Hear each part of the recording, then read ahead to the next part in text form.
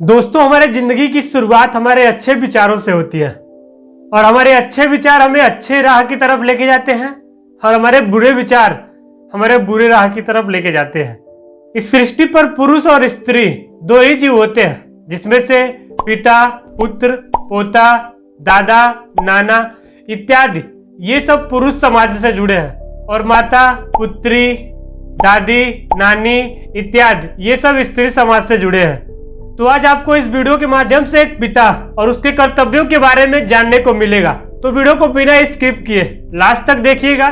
Video में कही गई हर एक लाइन एक पिता के लिए बेहद महत्वपूर्ण बातें हैं और मुझे ये कहने में कोई शक नहीं है कि पृथ्वी पर जन्म लिया हुआ हर एक पुरुष पिता जरूर बनेगा।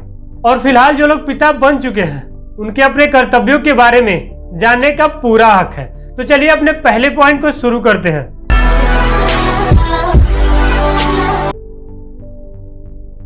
तो दोस्तों, हमारा पहला पॉइंट है बिहेवियर, व्यवहार। पिता बनने के बाद हर एक पिता का पहला कर्तव्य होता है कि अपने पुत्र के प्रति उसका व्यवहार सबसे बेहतर हो। आपने सुना होगा, एक पेड़ को मजबूती से खड़े होने में उसके जड़ों की बेहद जरूरी होती है, उसकी जड़ मजबूत होनी बेहद जरूरी होती है। ठीक उसी प्रकार एक पिता का व्यवहार उसके बेटे के प्रति सुनिश्चित व्यवहार होगा तो उसका 50% साया उसके बेटे के तरफ जाएगा। तो इसीलिए आप पिता बनने से पहले जो भी थे वो फर्क नहीं पड़ता है, लेकिन पिता बनने के बाद आपको बदलना होगा। तो दोस्तों, हमारा दूसरा पॉइंट है डिसिप्लिन, अनुशासन। एक पिता को इस बात का अवश्य समझ होना चाहिए कि अपने पूरे परिवार के साथ किस बात विचार, किस व्यवहार के साथ, किस अनुशासन के साथ रहना है, उसे पूरा समझ होना चाहिए। क्योंकि अगर कोई पिता एक छोटी से छोटी गलती करता है तो उसके बेटे, उसके बेटी और उसके पूरे परिवार पर बुरा प्रभाव पड़ सकता है। एक पिता को अपने लिए नहीं, अपने बेटे के लिए, अपनी बेटी के लिए, अपने पूरे परिवार के लिए अनुशासन में रहना बेहद जरूरी होता है।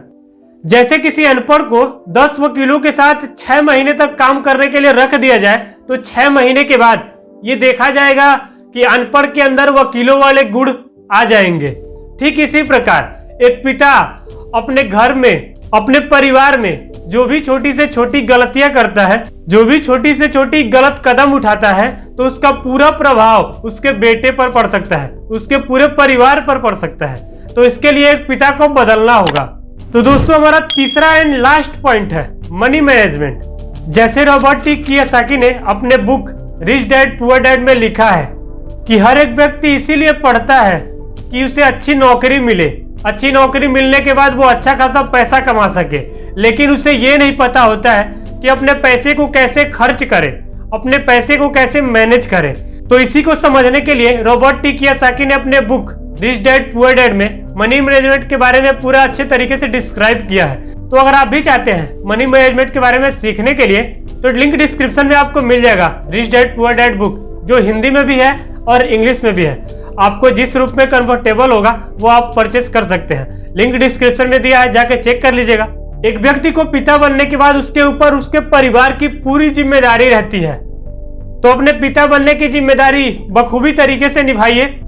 न ही कोई गलत काम कीजिए और न ही कोई धूम्रपान कीजिए, क्योंकि आपके बेटे के लिए, आपकी बेटी के लिए और आपके पूरे परिवार के लिए हानिकारक हो सकता है। तो अगर आप ये वीडियो पूरा देखे हैं तो कमेंट करके जरूर बताइए कि आप एक पिता है, या फिर आप कुछ महीनों में पिता बनने वाले हैं, या फिर आप कुछ सालों में एक पिता बनने वाले हैं, और अपने पिता बनने की जिम्मेदारी को आप किस तरीके से निभाना चाहते हैं कमेंट करके जरूर बताइए। और इसी के साथ याद रखिए, सोनू हमेशा कहता है कि जिंदगी जीना है तो खुल के जियो, वरना लोग तो शेर को भी पिंजड़े में बंद करके रखते हैं। तो फ्रेंड्स, फिर मिलेंगे आपसे अगले वीडियो में एक नई स्टोरी के साथ। तब तक के लिए जय हिंद।